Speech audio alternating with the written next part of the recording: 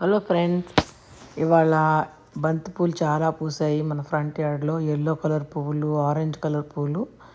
నాకు పువ్వులు కోయమంటే ప్రాణం ఒప్పదు, కానీ ఇంకెలాగో సెప్టెంబర్ వచ్చేసింది. ఇంకో 1 మంత్లో మంచు కురిస్తే ఇవన్నీ ఒకే రోజు మాడిపోతాయి అని చెప్పి కోస్తున్నాను. మన గుమ్మానికి పెట్టుకుందామని.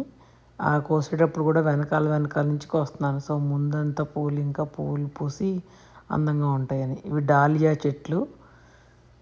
ఇవన్నీ వల్లెంబారి ఫార్మ్స్ నుంచి కొన్నాను నేను చెట్లన్నీ.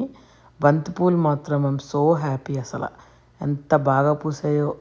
ఇవి కారపు బంతి పూలు అండి. ఇవి బాగా గార్డెన్లో మధ్యలో అక్కడక్కడ పెడతా ఉంటాను, ఎందుకంటే ఇవి బగ్స్ రాకుండా చేస్తాయి అనమాట. కొంచెం స్ట్రాంగ్ స్మెల్ ఉంటుంది వీటికి, దానివల్ల బగ్స్ రావు.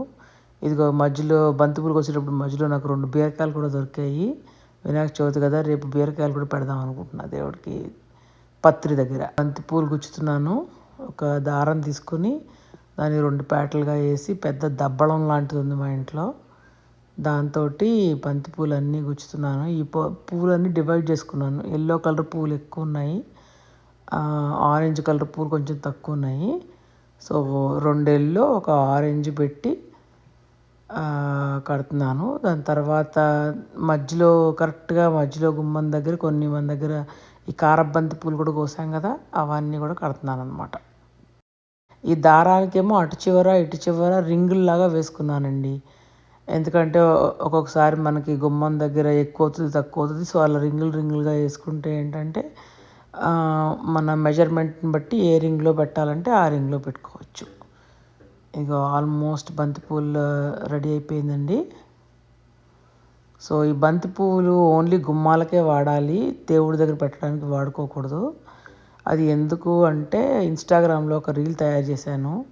ఆ రీల్లో చూడండి. ఇదిగో తయారైపోయింది మన బంతి పువ్వులు. ఇప్పుడు తీసుకెళ్ళి దీన్ని గుమ్మానికి కట్టేద్దాం.